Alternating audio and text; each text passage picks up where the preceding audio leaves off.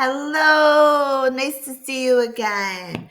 So we're going to go over some more TOEFL vocabulary words. And yes, these are words you quite frequently see on the TOEFL exam. Now, in previous videos, I have talked about the importance of synonyms. So I know I said I would make a video on synonyms, and I definitely will, but some of you have asked to start putting the synonym examples into the TOEFL vocabulary word videos, so I'm going to do that starting with this one. I appreciate the feedback because it lets me know exactly what you're looking for. So on that note, let's get started. So our first word is accelerate. Accelerate. This means to increase our speed.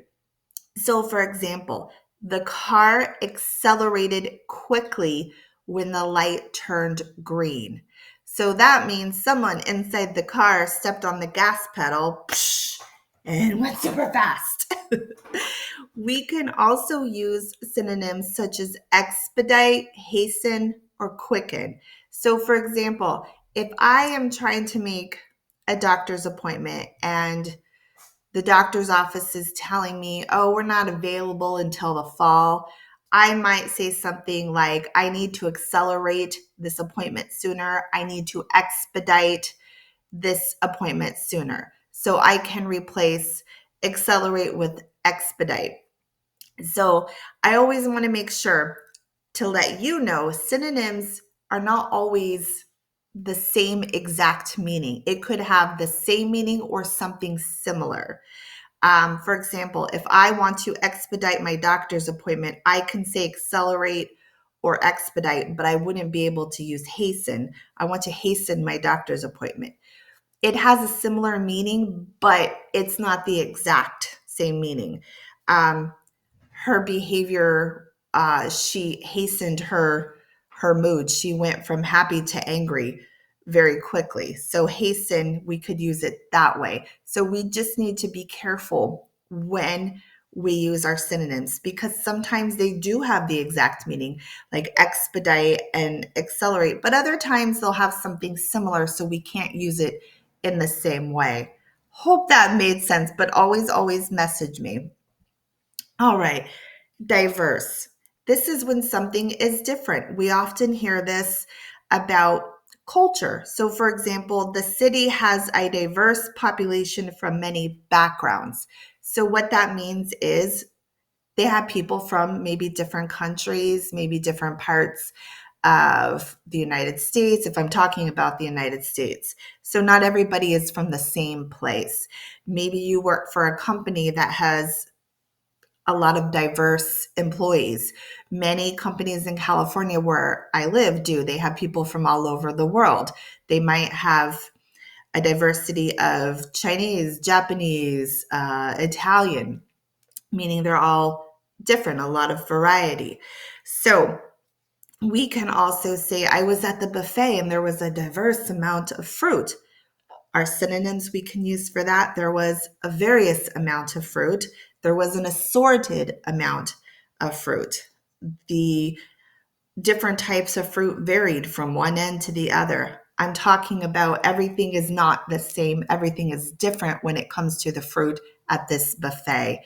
I could say this city has a various population. This city has an assorted population. Same thing as what I'm saying. All right, let's go to the next one. Evident. When something is clearly seen or understood, it's apparent, which is a synonym of evident. It was evident from her smile that she was happy. It was obvious from her smile. It was clear from her smile. It was apparent from her smile. Those are all synonyms of evident. You can use them. You can say evident, obvious, clear, apparent, but you mean the same thing. It's clearly seen. It's understood. It was obvious from your expression you were not happy. It is apparent from your expression. All right. Initiate, to begin or start something.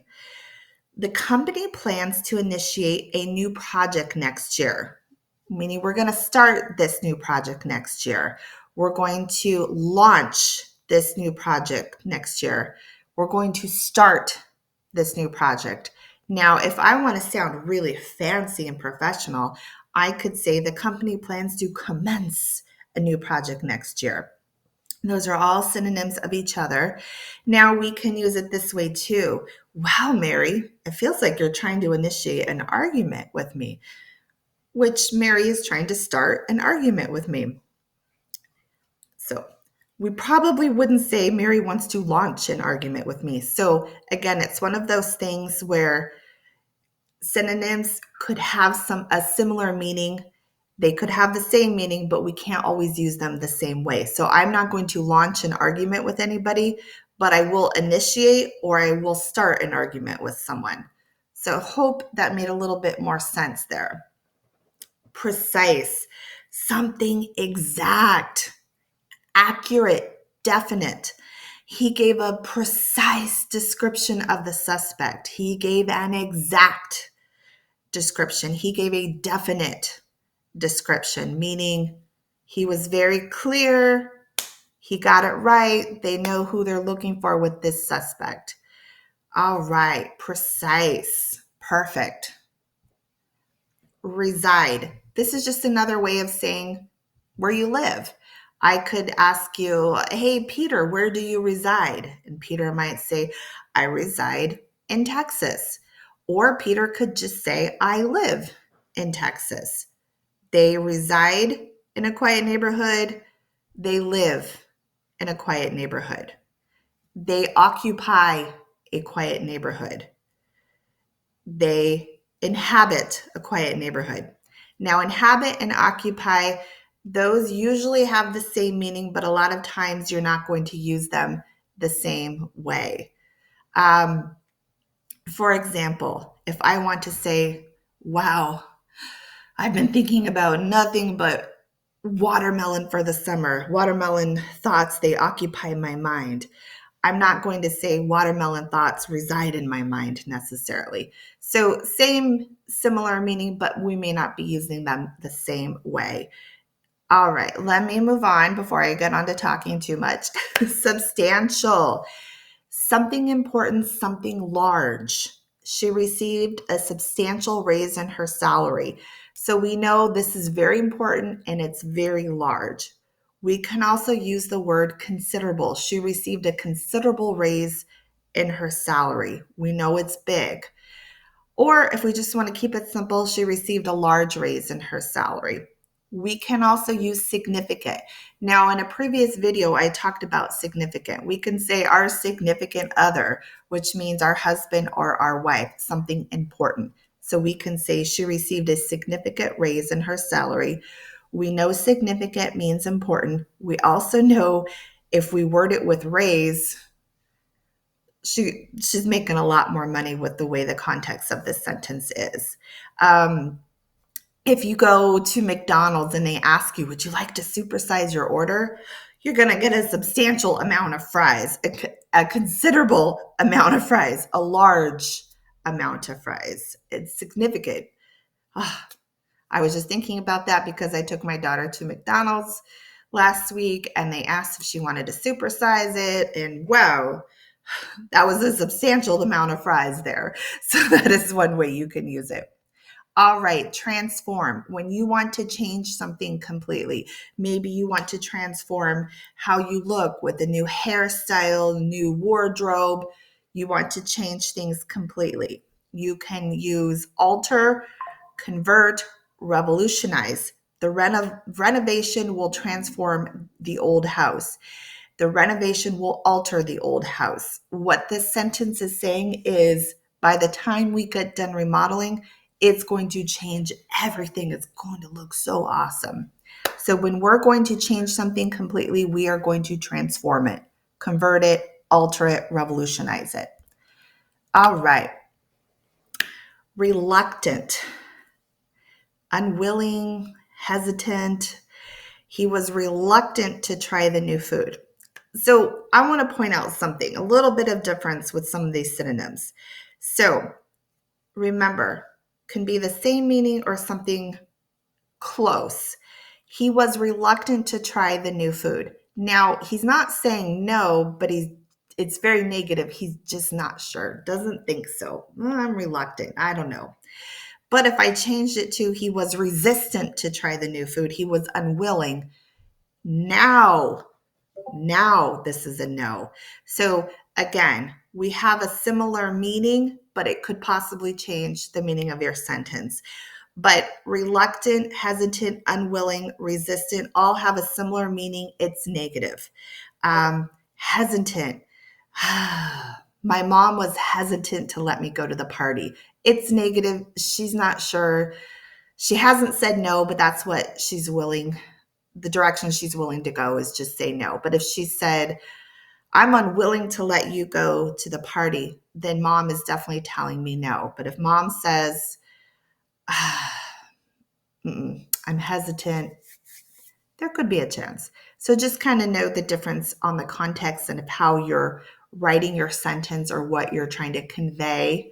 Oh, that was one of our other previous words, what you're trying to make known in your conversation. Okay. Vivid, producing strong, clear images, bright, lively, intense. She painted a vivid picture of life in the village. Look behind me. Look at the picture of the elephants. Oh, can you see if I duck? See that picture? That's vivid picture of elephants. Look at the orange. Look at I see yellow. That is a vivid picture, bright colors. Sometimes we can have a vivid imagination. If you have children or you have worked with children, children tend to have a vivid imagination. You could ask a small child like 5 or 6, what did you do today? And they could say, oh my gosh, I went to the moon and then I came back and had peanut butter and banana pancakes. That is a very vivid imagination. So again, we can use bright, lively, intense, the explanation of the child going to the moon and having crazy pancakes. That is a lively imagination, a vivid imagination. So thank you again for the feedback to start adding some synonyms to these TOEFL vocabulary words.